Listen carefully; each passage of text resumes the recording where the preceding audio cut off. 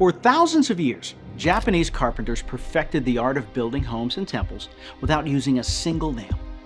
In a country that regularly faced wars and earthquakes, these buildings stood tall for centuries, built on skills so demanding that it often took a decade or more before a carpenter was considered fully independent. Then, within a single generation, Japan walked away from almost all of it. War gets blamed for a lot of it, and fair enough, it played a part. But traditional Japanese architecture mostly disappeared because of peacetime decisions made by people who understood what they were giving up. The story starts in 1955 with two men in the same industry. They never met, but the choices they made would send Japan down two very different paths.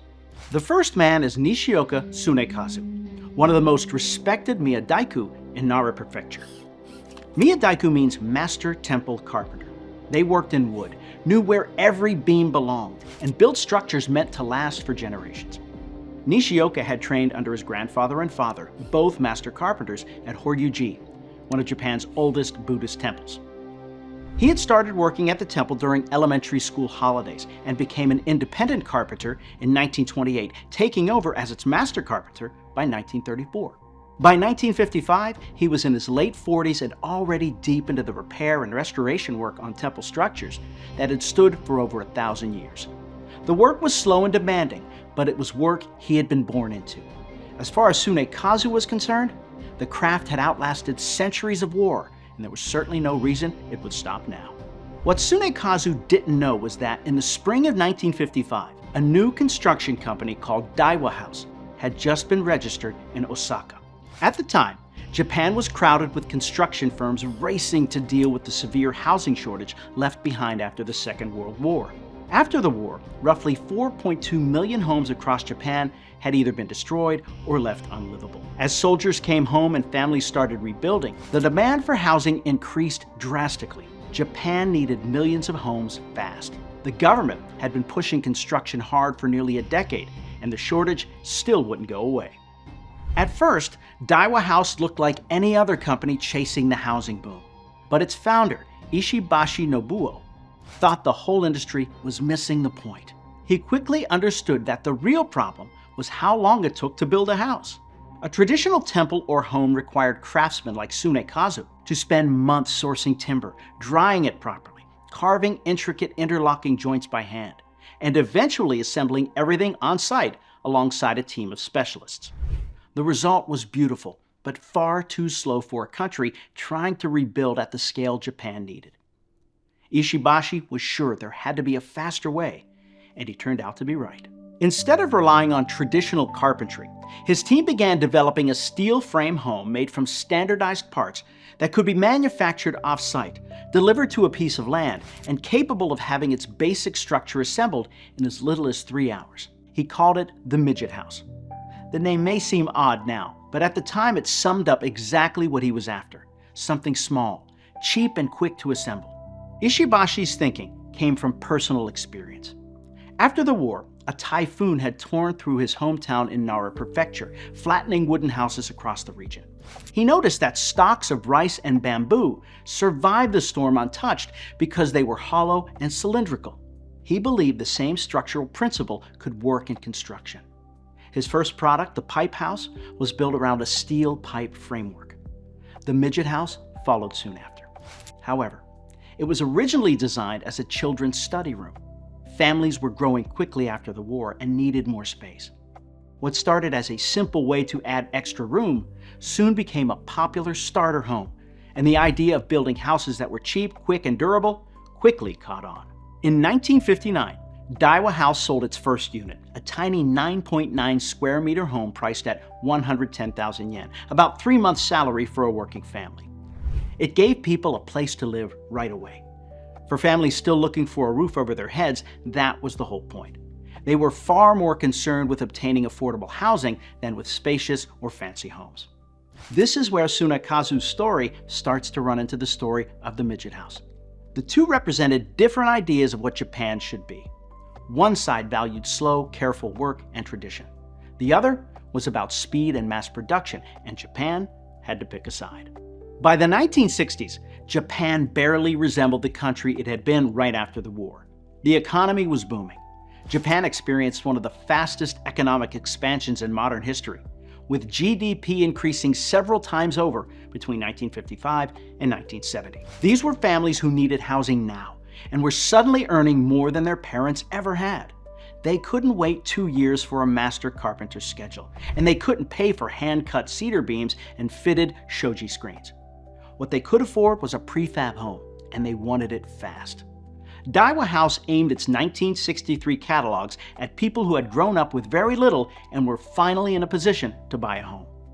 To these families, prefab houses were a step up to stable and modern homes their parents had never been able to afford. By the mid-1960s, Tsunekazu's world was feeling the competition. The temples and shrines he worked on still needed his skills, but the broader culture of traditional timber building was being squeezed. Families who, a decade earlier, might have commissioned a traditional minka were now choosing prefab homes from companies like Daiwa House, Sekisui House, which entered the market in 1960, or even Matsushita, now Panasonic, which also had moved into modern housing. Traditional builders were also running into a problem that had nothing to do with craftsmanship. During the post-war decades, Japan planted vast areas of cedar and cypress to rebuild its forests.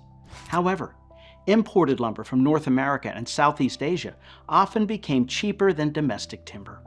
Many forestry communities struggled economically, forests became undermanaged, and fewer large, high-quality trees suitable for traditional construction were harvested. By the 1970s and 1980s, sourcing premium domestic timber had become increasingly expensive. Panasonic entered the housing market in the 1960s through what would later become Panahome, and started selling ready-made houses almost as efficiently as it sold appliances. Houses were starting to feel like products. Buyers could pick a design, place an order, and a crew would show up a few days later to assemble it in a few hours. In a country still trying to rebuild, that kind of speed felt like progress, and nobody was stopping to ask what they were trading away. There was something else quietly stacking the odds against the minka, and that was the question of land. Post-war Japanese cities were getting very crowded. And as the cities ate up the surrounding farmland, the plots available for new homes kept shrinking. Traditional minka weren't built for that kind of density. Their deep overhanging eaves, which protected the walls from heavy summer rain, needed space between neighboring buildings. Their flexible timber frames, designed to flex during earthquakes, needed room to move. On increasingly small urban plots in cities like Osaka in 1966, the whole logic of a traditional house stopped making sense. Earthquakes also changed how people felt about their homes. The 1944 Tononkai and 1948 Fukui quakes were both deadly and heightened public concern about building safety and contributed to growing interest in modern engineering-based construction. They felt engineered and tested in a way old wooden houses no longer did. Tsunekazu's joinery was extraordinary, but for these new buyers, tradition wasn't something you could put on a spec sheet. If you asked whether a house would survive an earthquake, he couldn't hand you a report. The prefab companies could, and they made sure everyone saw it. Their ads were all about safety and modern engineering. The government was moving in the same direction. The legal framework was changing as well. Japan's 1950 Building Standard Law introduced nationwide building regulations and increasingly emphasized documented engineering calculations, standardized structural methods, and formal compliance procedures. Traditional carpenters could still build under the law, but their knowledge had to be translated into a system designed around modern engineering principles rather than inherited craft traditions. By 1970, when Japan hosted Expo 70 and presented itself to the world as a rising technological power, the prefab housing industry was selling more than 100,000 units a year. Daiwa House had gone from a small experiment to a company making billions of yen. Sekisui House was growing just as fast. With all that growth in prefab housing, traditional timber frame construction got pushed to the edges. Carpenters like Tsunekazu continued restoring temples and working on buildings that factories could never replicate. Japanese housing had been transformed, and it happened in less than 15 years. Tsunekazu never stopped. He devoted his career to the painstaking restoration of Horyuji and later the reconstruction of Yukushiji's main hall and West Pagoda. Both temples would go on to be designated UNESCO World Heritage Sites. He spent his days fitting new timber into ancient frames, sliding joints together by hand, working on structures that had already outlasted empires. His approach was inseparable from the materials themselves. He was known to say that you had to have a dialogue with the wood, that without it, you could never truly become a carpenter. Even as Tsunekazu kept going, the broader craft was losing people. Young men who a generation earlier would have spent 10 years learning to read timber were now taking jobs at big construction firms that paid them straight away and offered steady work. They didn't have to spend years watching from the sidelines before being allowed to touch a beam. Tsunekazu was deeply aware of the problem. He later became widely known in Japan and abroad as the Last Temple Carpenter, a title that captured both the respect people had for him and their fear that what he knew might die with him. The chain of knowledge that had carried this craft for centuries was under threat, and nobody really knew how to stop it. By the time Japan's construction industry really understood what had been lost, much of the damage was already done. Preserving what remained of traditional building knowledge suddenly became a priority. In 1974, the government passed the Traditional Craft Industries Promotion Act to provide funding for endangered crafts and try to keep at least some of that knowledge alive. Tsunekazu was eventually honored as a person of cultural merit and recognized as a national cultural treasure. He appreciated the recognition, but it didn't change the real problem. Every year, it got harder to find students. Young people saw traditional carpentry as a dying trade with low pay and no security. Unfortunately, the respect everyone had for the trade wasn't paying anyone's rent. In his later years, Tsunekazu began doing something just as important as restoring temples: teaching.